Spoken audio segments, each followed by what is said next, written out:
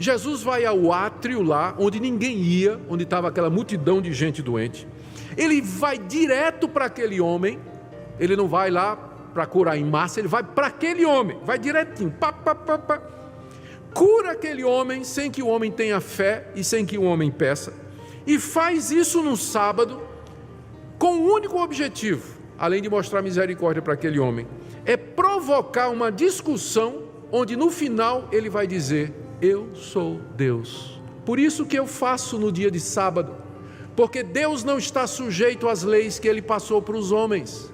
As leis de Deus, elas foram para os homens, mas Deus está acima delas, e Jesus, sendo Deus, Ele pode fazer o que Ele quer no dia de sábado. Ele é o Senhor do sábado. Ele é maior do que Moisés, que deu a lei. Então, esse milagre termina com a afirmação de que Jesus é Deus.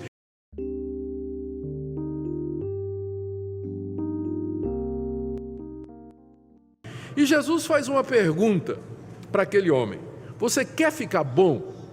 Você quer ficar curado? Essa pergunta pode parecer desnecessária, mas ela tinha alguns objetivos. Primeiro, a gente sabe que tem gente que gosta de ficar doente, porque está doente, recebe atenção, é vítima, né? Tem gente que gosta de ficar doente e, pensando bem, quer ficar bom? Pensando bem, não, né? Porque aqui eu recebo atenção, as pessoas cuidam de mim, eu não tenho que sair para trabalhar, eu não tenho que me virar, estou aqui. Então, pode ser, tem gente que prefere ficar doente. Então, está aí a pergunta de Jesus. Mas o alvo de Jesus era provavelmente provocar fé e expectativa naquele homem, que estava ali há 38 anos agarrado a uma falsa esperança. Você quer ficar de fato curado? Era como se Jesus se oferecesse ali, não é, dizendo: eu posso fazer isso.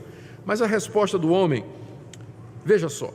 Primeiro, ele reclama 3 coisas. Ele diz aí no verso 7: respondeu o enfermo: Senhor, não tenho ninguém que me ponha no tanque.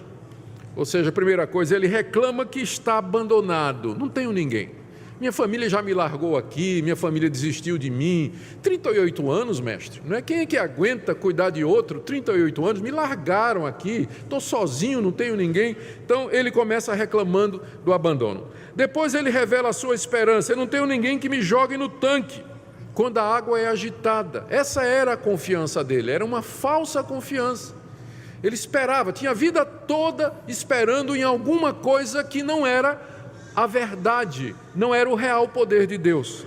E terceiro, ele se queixa dos outros, dizendo: enquanto eu vou, desce outro antes de mim. Ninguém respeita nem um aleijadinho, mestre. Na hora que eu vou me arrastando, chega um esperto, corre na minha frente. É cada um por si. Ele reclama do egoísmo da humanidade, não é? Que ninguém pensa nele. Todo mundo só pensa em se salvar a sua própria pele. Então, enquanto Jesus se oferece ali como sendo aquele que podia curar, o homem está completamente enganado, ressentido, amargurado, se queixando e queixando do egoísmo dos outros.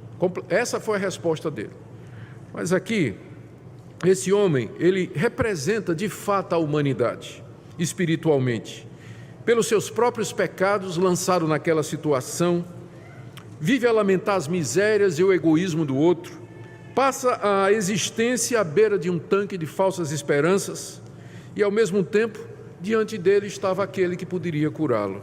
E aí então Jesus, sem que o paralítico peça, e sem que houvesse nem fé da parte do paralítico, porque Deus é Deus e Ele cura quem Ele quiser e do jeito que Ele quiser, Jesus simplesmente diz para aquele homem, no verso 8, nós lemos: disse Jesus, levanta-te, toma o teu leito e anda.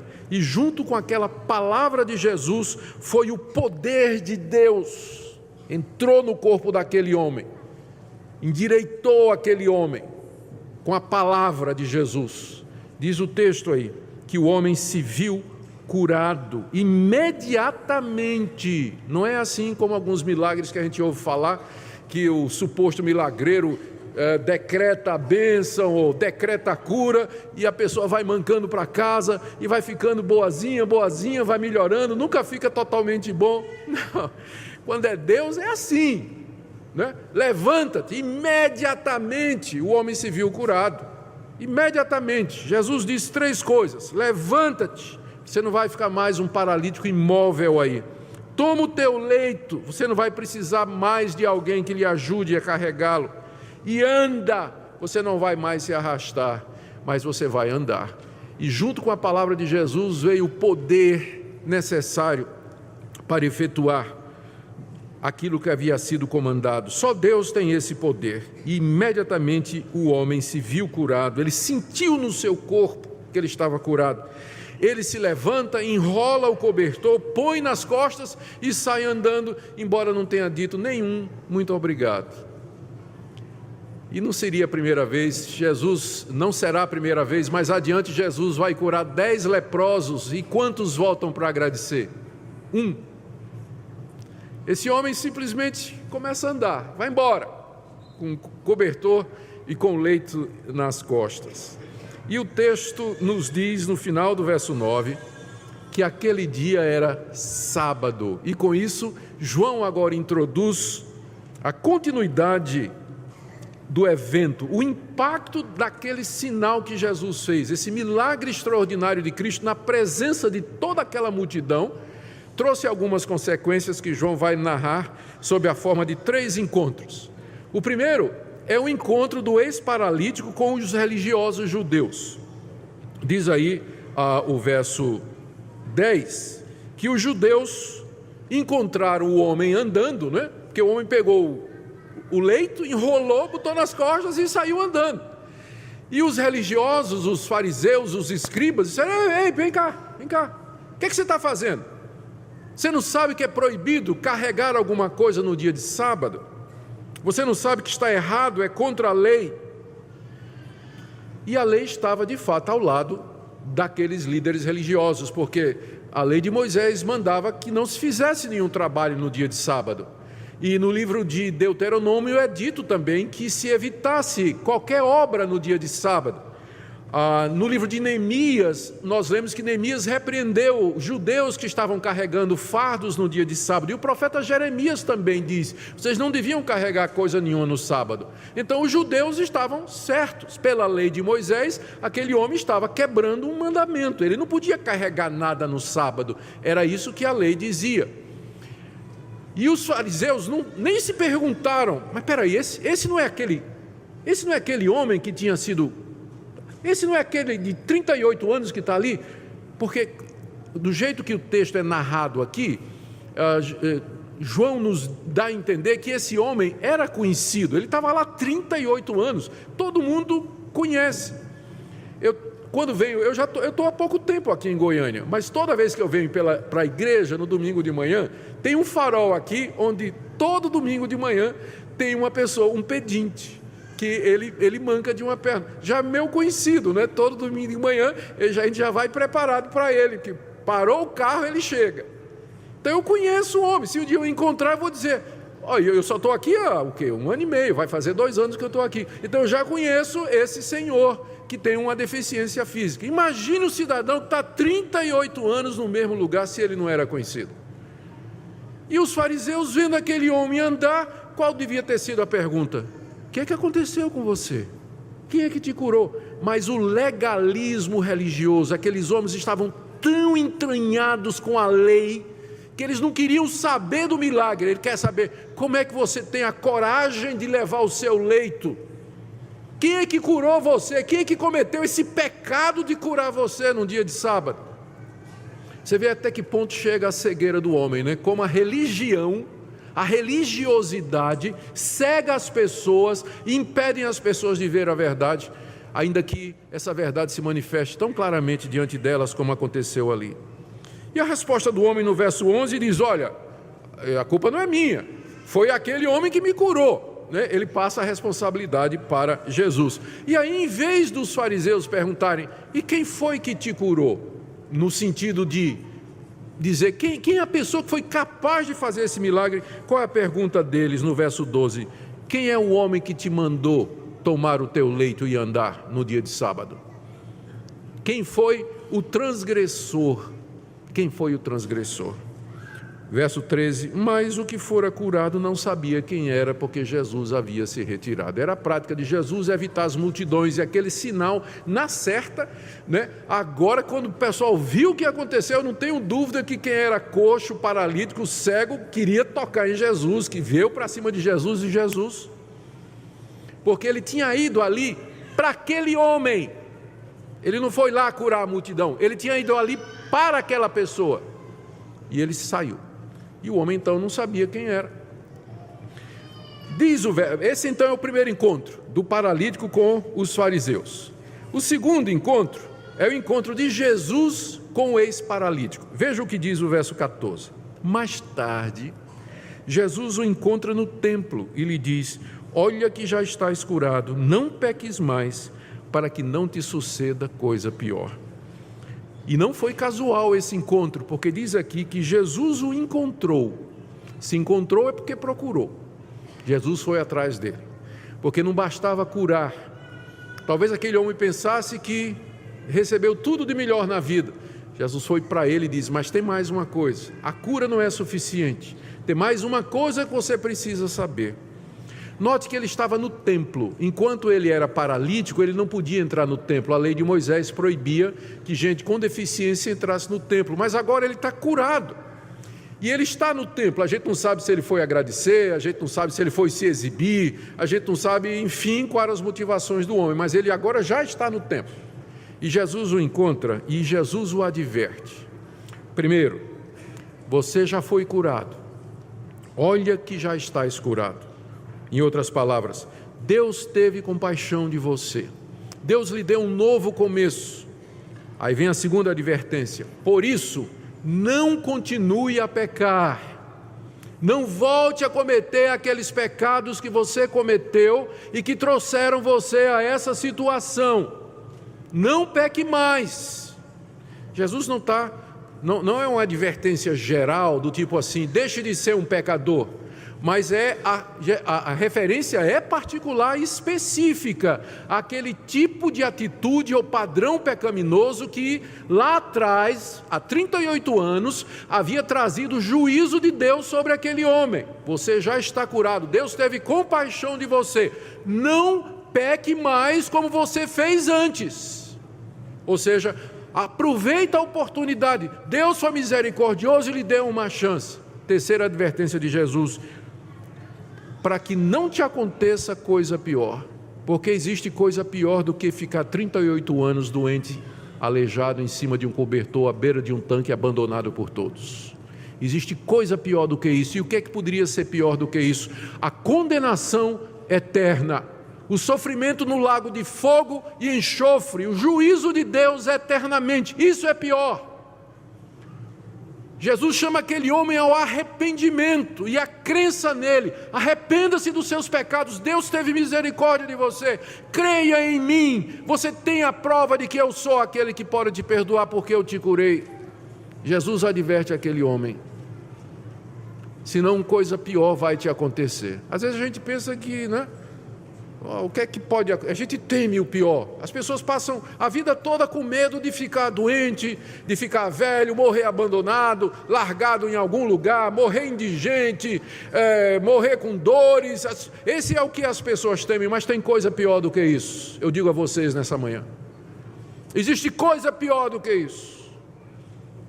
E Jesus está advertindo aqui aquelas pessoas, aquele homem, dizendo: não continue a pecar como você tinha feito, porque pode lhe acontecer uma coisa pior. Sofrimento eterno.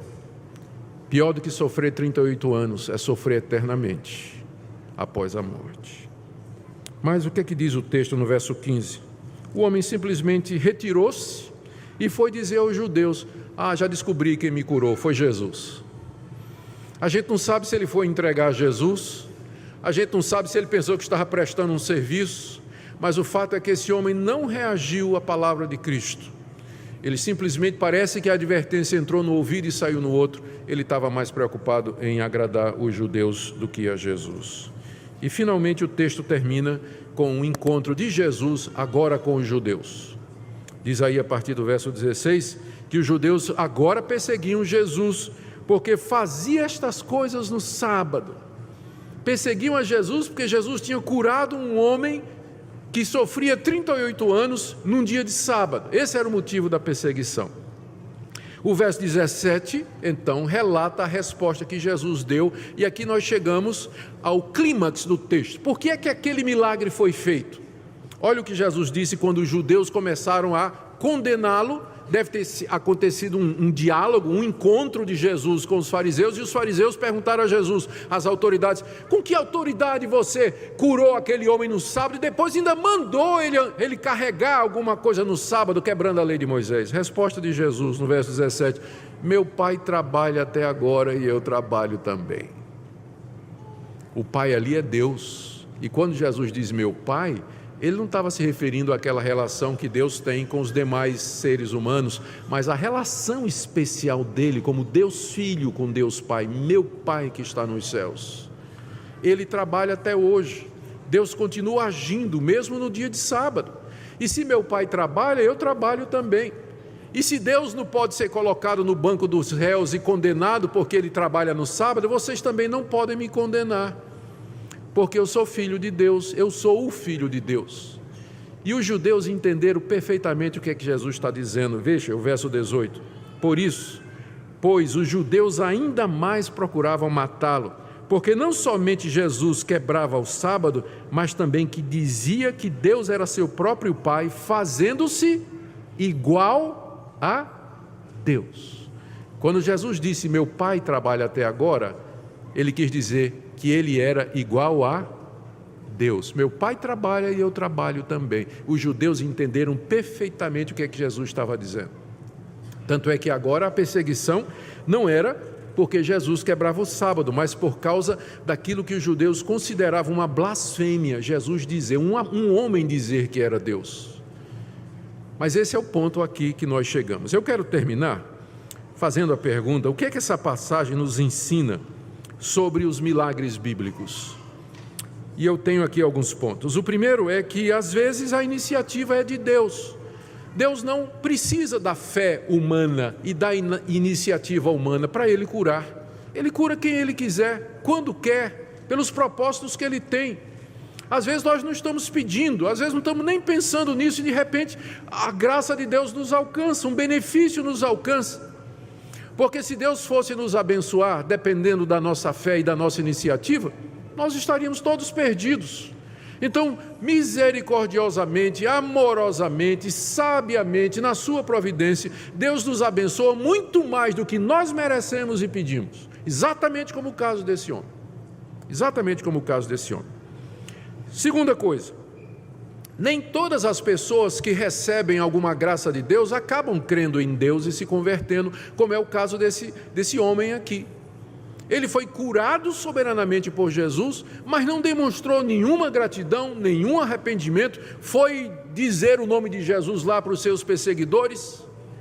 E através da história, há muitos casos desses, de pessoas que foram abençoadas por Deus, receberam privilégios da parte de Deus, graça da parte de Deus, mas passam por esse mundo imersos nos seus pecados, sem se arrepender e sem lembrar que esse mesmo Deus que um dia lhes deu favores aqui nesse mundo, é o mesmo Deus que pode fazer com que coisa pior aconteça depois da morte.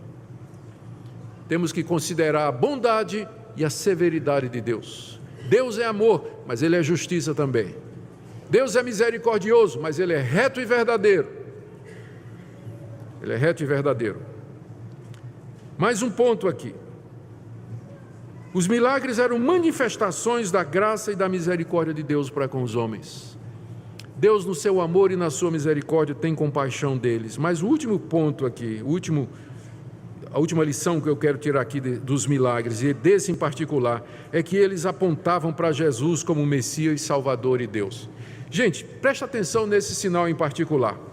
Jesus vai ao átrio lá, onde ninguém ia, onde estava aquela multidão de gente doente. Ele vai direto para aquele homem, ele não vai lá para curar em massa, ele vai para aquele homem, vai direitinho, cura aquele homem sem que o homem tenha fé e sem que o homem peça, e faz isso no sábado com um único objetivo: além de mostrar misericórdia para aquele homem, é provocar uma discussão onde no final ele vai dizer: eu sou Deus. Por isso que eu faço no dia de sábado, porque Deus não está sujeito às leis que ele passou para os homens. As leis de Deus, elas foram para os homens, mas Deus está acima delas, e Jesus, sendo Deus, ele pode fazer o que ele quer no dia de sábado. Ele é o Senhor do sábado. Ele é maior do que Moisés, que deu a lei. Então, esse milagre termina com a afirmação de que Jesus é Deus. E é aqui que eu então trago a passagem para nós. O que é que essa passagem então quer de nós? Quando você lê esse texto, o que é que o texto está querendo de nós? O que é que Deus quer de nós quando nós lemos uma passagem como essa? É óbvio, não é? E quer que nós creiamos que Jesus é o Filho de Deus, que Jesus é Deus, que não há outro, não há ninguém semelhante a Ele. Há líderes de religiões, há pessoas importantes que têm ideias religiosas, filantrópicas e beneficentes, muito boas para a humanidade, mas nenhum deles é Deus. Só Jesus. É isso que o texto nos desafia. O texto também nos desafia a que nós renunciemos os nossos pecados. A gente não pode ignorar a força daquela palavra de Jesus para o homem: você já foi curado, você já foi beneficiado, então não continue a pecar, para que não te aconteça coisa pior. E a gente fica pensando assim: ah, meu Deus, como é que eu vou atender isso? Eu sou pecador, eu sou fraco, eu sinto a força do pecado dentro de mim, como é que eu posso me arrepender, como é que eu posso mudar de vida? Não esqueça que aquele que disse: não peques mais, é o mesmo que disse: toma o teu leito, levanta-te e anda. Ele dá força para que você faça isso. O mesmo poder que ele teve de levantar aquele homem seria o mesmo poder que ajudaria aquele homem a se arrepender e mudar de vida. Por isso, nessa manhã eu queria que você ouvisse essa palavra. Você que sabe que é um pecador, que está enredado nos seus pecados, que tem o fardo dos pecados sobre a sua vida, que se sente impotente ali à beira de um poço de falsas esperanças, se sentindo abandonado. Eu queria nessa manhã você ouvisse essa palavra de um Cristo que é poderoso para mudar a sua vida, para transformar a sua vida, porque é Deus. Ele não é um homem religioso, um homem místico, mas é o próprio Deus, Criador dos céus e da terra, que morreu pelos nossos pecados, ressuscitou, está vivo e voltará. Que nessa manhã seja o dia de esperança, de libertação e salvação para você. Amém. Jesus nos ensina que o sábado foi feito para o homem, e não o homem para o sábado.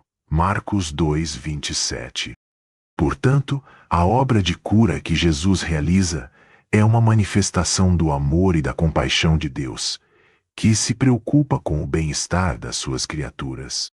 Quando Jesus cura, ele está revelando o coração de Deus, que deseja ver seus filhos livres de dor e sofrimento.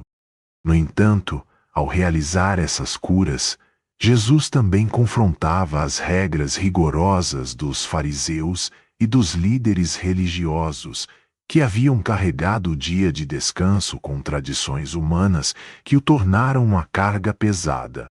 Em sua sabedoria, Jesus nos exorta a não nos prendermos em legalismos que nos afastam do desejo genuíno de Deus de habitar entre seu povo e de operar milagres em suas vidas. Nesse sentido, precisamos fazer uma autoanálise.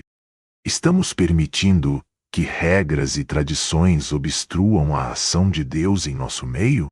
Estamos prontos para ver o poder de Deus se manifestar, mesmo em desacordo com as nossas expectativas e tradições? Além disso, as curas de Jesus no sábado testemunham sua autoridade divina e a sua posição como Senhor do sábado. Em cada ato de cura, Jesus está declarando que ele é o cumprimento da lei e dos profetas. Ele não destruiu a lei, mas trouxe um novo entendimento sobre sua verdadeira intenção. A cura no sábado retrata a libertação que Jesus oferece, não apenas do sofrimento físico, mas também da escravidão espiritual que a lei pode representar, sem a graça de Deus. A cura de Jesus no sábado não se trata apenas de uma violação das regras, mas sim de uma declaração poderosa de que Ele é o Senhor da vida, da saúde e do descanso verdadeiro.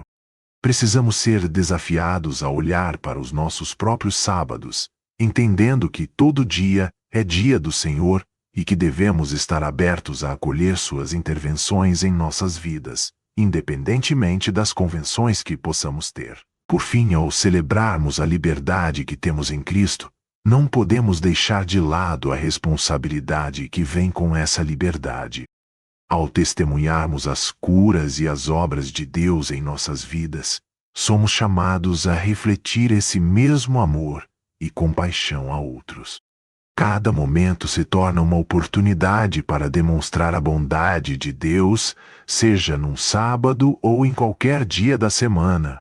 Que possamos ser portadores dessa mensagem de cura e restauração, sempre prontos para agir em amor e misericórdia.